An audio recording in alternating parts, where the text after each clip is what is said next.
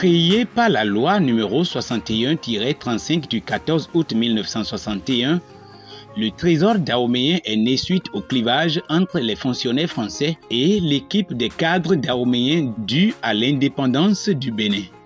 La création du Trésor public a été un défi relevé par les cadres dahoméens qui ont su gérer avec orthodoxie les deniers publics et transmis le flambeau aux générations d'après.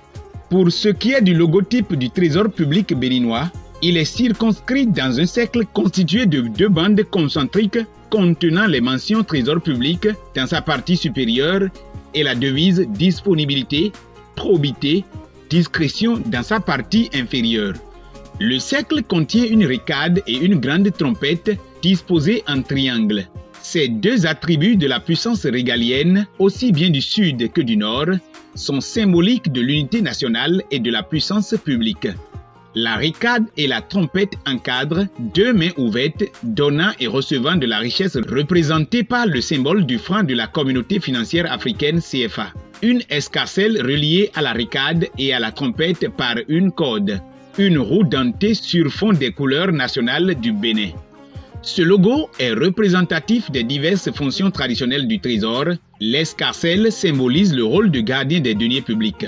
Elle est unique comme l'unité de caisse. La corde représente le réseau du Trésor, le lien tissé par ses agents. Ils tiennent leur légitimité des pouvoirs régaliens. Ils collectent, encaissent et décaissent les fonds. Les 2 mains, paumes ouvertes, sont l'image des fonctions de caissier et de banquier du Trésor. La roue dentée résume la fonction économique dans la régulation des dépenses publiques dont le Trésor est le rouage essentiel. Aux nombreuses réformes assise sur les résultats enclenchés depuis l'avènement du gouvernement de la rupture, le Trésor ne se dérobe pas. Au sein de l'institution, cela apportera à coup sûr des résultats probants. C'est vrai que ces dernières années, il y a eu beaucoup de réformes qui se sont opérées au niveau de la Direction générale du Trésor et de la comptabilité publique. Beaucoup de réformes de dématérialisation réalisées par la direction de l'informatique et des archives. Au nom de ces grandes réformes, on peut citer la bancarisation des dépenses de l'État. La grande partie des dépenses de l'État aujourd'hui sont payées par les banques. Ça a été la première réforme. Les salaires, les pensions, les allocations universitaires, les frais de vacation des enseignants qu'on appelle aujourd'hui les aspirants, tout ça est payé par bancarisation. Ça a été la grande première réforme. La réforme qui a suivi, c'est la mise en place du site web du Trésor, qui désormais est la vitrine du Trésor qui montre donc les grandes réformes qui s'opèrent. À la suite de la mise en place du site web donc, du Trésor, il y a eu la grande réforme qui a intéressé le grand public des agents de l'État. C'est la dématérialisation des bulletins de paie des agents civils et militaires. Donc dans ce cadre, nous avons opéré beaucoup d'activités et beaucoup d'actions. Donc sur le plan par exemple des dépenses, nous avons dématérialisé les effets de paiement. Aujourd'hui au niveau du Trésor public, on ne paye plus à la main. Vous ne venez plus au guichet pour qu'on vous paye. Nous avons dématérialisé les effets de telle sorte que tout est envoyé au niveau des banques. Les chèques encaissés par la banque du Trésor, les autres banques commerciales, tout ça là passe par la compensation et le Trésor est désormais membre de SICA, qui est le système interbancaire de compensation automatique. Le Trésor utilise également le réseau RTGS qui permet donc de payer automatiquement les prestataires de gros montants et de grosses masses. En autre réforme, nous avons constaté la lenteur dans le traitement des chèques.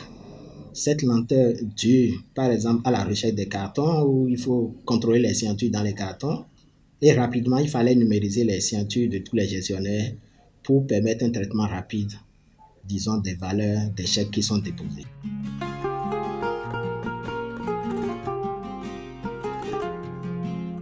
Avec mon initiative à la recette générale du Trésor, aussi avec l'accompagnement de la direction informatique du Trésor, avec l'accompagnement du receveur général du Trésor, du directeur général du Trésor et du ministre de l'économie et des finances. Une réforme aujourd'hui qui constitue un point fort dans les activités du Trésor. Il s'agit de la plateforme e-Quittance, une plateforme web qui permet d'encaisser les recettes de l'État. Cette plateforme web est utilisée actuellement dans tous les guichets du Trésor et également dans les guichets des services intermédiaires de recettes. Aujourd'hui, au niveau des postes du Trésor, services centraux, que les postes déconcentrés, et au niveau des services intermédiaires de recettes, les services qui opèrent, qui font de l'encaissement pour le compte de l'État, aujourd'hui, vous allez là-bas, les encaissements se font de manière automatisée. Ils utilisent la connexion Internet pour le faire et les recettes sont centralisées en fin de journée. Au niveau donc de la direction générale, ici au niveau donc du service central, le responsable en charge donc de l'encaissement a le point donc de tout ce qui est encaissé en fin donc de journée. De mon bureau, en tant que chef, je peux savoir ce qui est encaissé actuellement à Sinandé, à l'heure actuelle pour cette journée. Je peux savoir ce qui est encaissé au tribunal de Cotonou. Donc, c'est vraiment un avantage pour nous de pouvoir gérer tout ce flux de recettes qui passe au travers des guichets d'encaissement. L'autre réforme phare a été la déconcentration parce que jusque-là, nous avons toujours été confrontés à un problème de mobilité à donner aux gestionnaires de compte pour effectuer leurs opérations. Et pour mettre en place ce système de mobilité, il a fallu déconcentrer le système de gestion des comptes. Pour aller là, il y avait des préalables. Premièrement, il fallait normaliser tous les comptes pour répondre aux normes de l'UEMOA. Ce qui fut fait. Et aujourd'hui, nous avons mis en place un système web de gestion des comptes qui a permis de déconcentrer sur toute l'étendue du territoire national le logiciel de gestion des comptes. L'autre réforme qui me plaît bien de partager avec vous, que nous réalisons, c'est l'outil que nous appelons l'outil Google Money, qui est notre outil de tenue de la comptabilité. De 2003 que nous sommes véritablement dans la décentralisation, jusqu'en 2012, les comptables n'avaient pas en réalité un outil de gestion, un système d'information. Tout se faisait presque manuel. On y a travaillé pour que désormais il y ait un outil par rapport à ça. Et cet outil permet aujourd'hui aux différents acteurs de tenir la comptabilité communale. Et ça nous permet également aussi au niveau de la direction d'avoir les informations en temps voulu pour pouvoir faire un certain nombre de choses. Aujourd'hui, le bulletin de pension des pensionnés également est dématérialisé et dès le mois prochain, ils auront les bulletins de pension en ligne et les pensionnés n'auront plus besoin de venir ici pour avoir le bulletin de pension. Mais avant ça, ce que nous avons fait pour les pensionnés et qui est très bien, nous avons bancarisé les pensions de montant supérieur à 50 000. Mais la grande partie des pensionnés, c'est ceux qui gagnent en dessous donc de 50 000. Depuis fin 2020, nous avons procédé à une réforme qui les prend en charge.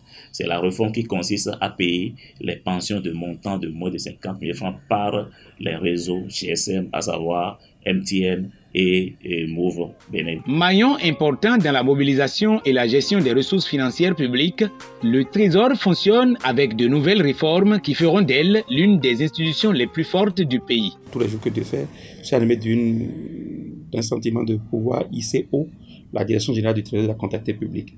Je voudrais véritablement que le Trésor soit dans son rôle de conseiller, d'assistant, d'expert en termes de finances locales. Et je suis vraiment satisfait de ce que nous avons fait jusque-là. Et ça permet aujourd'hui, quand vous rentrez dans les communes, d'entendre le nom Trésor, pas que seulement dans le paiement de leurs dépenses, mais dans l'assistance également. Là où nous allons, c'est faire en sorte que, disons, tout gestionnaire de compte ou tout titulaire de compte puisse effectuer des opérations chez nous comme à la banque.